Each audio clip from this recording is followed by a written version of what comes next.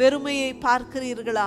கர்த்தர் ஐஸ்வர்யத்தை தருகிற தேவனாய் இருக்கிறார். சுகவீனத்தை பார்க்கிறீர்களா? வெறும் சுகத்தை மாத்திரமல்ல, பலத்தையும் ஆரோக்கியத்தையும் தருகிற தேவனாய் அவர் இருக்கிறார். சமாதான குறைச்சல் இருக்கிறதா? சம்பூர்ணத்தை தருகிற தேவனாய் அவர் இருக்கிறார். ஒரு சிலருடைய வாழ்க்கையிலே இதுதான் வாழ்க்கையின் கடைசி என்று சொல்லி அப்படிப்பட்டதான ஒரு சூழ்நிலையாக இருக்கலாம். அன்றைக்கு கர்த்தாவே ஆபிரகாமுடைய சரீரம் செத்ததாய் இருந்த பொழுது நீர் அவனுக்கு வாக்குத்தத்தம் பண்ணி ஈசாக்கை கொடுத்து தேவனே, இந்த வாக்குத்தத்தம் கர்த்தாவே வளர்ந்து வருகிற காலத்திலே கர்த்தாவே அவனை ஒரு சோதனைக்குள்ளாக நீர் எடுத்து சென்று அவனுடைய நோக்கம் அந்த ஆசீர்வாதத்தின் மேலாக இல்லாமல் ஆசீர்வாதத்தின் ஊற்றாகிய உம் பேரிலே இயேசுவே இருக்கிறது என்பதை கண்டு அவனை ஆசீர்வதித்த தேவனே, அப்படியாக இந்த நாளிலும் கூட அப்பா எங்கள் ஒவ்வொருவரையும் நாங்கள் ஒப்பு கொடுக்கிறோம்.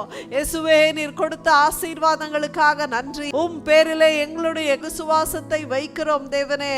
இல்லாதவைகளை இருக்கிறவளை போல அழைக்கிற தேவனே, யாருக்கெல்லாம் இன்ஹெரிட்டன்ஸ் வர வேண்டுமோ அது அவர்களுடைய தலையின் மேல் வந்து தங்கும் என்று சொல்லி அறிக்கையிட்டு ஜெபிக்கிறோம். இயேசுவின் நாமத்தினாலே உம்மையே துதிக்கிறோம், ஆராதிக்கிறோம். இயேசுவின் நாமத்திலே பிதாவே, ஆமென்.